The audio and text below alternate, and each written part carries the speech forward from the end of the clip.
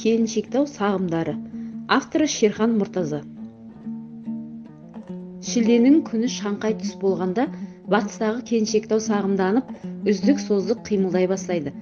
Баяғы байдың ұзатылған қызының көші қайта тіріліп, уап-шуап бара жатқандай. Байдың қызы ұзатылған ғой, қыз әкесіне өтініш айтыпты.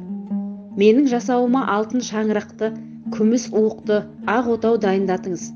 Қазан, ыдыс-аяқ, табақ бәрі де алтын жалатқан күмістен болсын. Төсегімді пілдің сүйегінен жасат, көрпе жастық шытырма шәйі жібектен болсын, деп тағы да басқа керек жарақтың бәрін небір асылдан әзірлеткен ғой.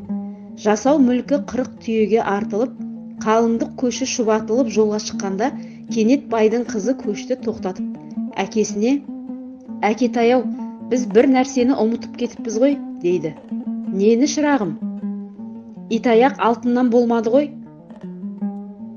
Әкесі аттың үстінде келе жатып, қос қолының алақанын көк аспанға қарата жайып жіберіп: «О Тәңірі, бар болсаң мына көшті тас қыла көр», деп сақалын көзінің жасы жуып, құдіретті күшті Құдайға шын ниетімен жалбарынған екен дейді.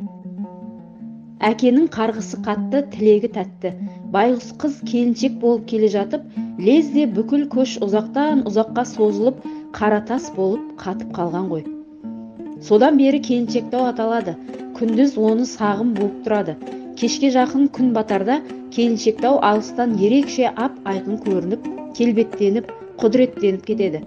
Шілденің күні шаңқай түсте ысып, ми айналдыратын тұста тірі жан кірерге тесік таппай, бәрі де алақандай болса да көлеңке іздейді. Күннің ми қайнайтын ыстығында шекшек шырылдайды. Тірі жаннан белгі берген сол ғана. Басқаның бәрі мүлгіп тұр. Келіншектау көшінің үздік-создық қозғалаңдайтын кезі де осы шақ. Сағым айналғанда шексіз теңіз толқындатып, сол теңізде Келіншектау жастар көшіндей болып жүзіп бара жатады.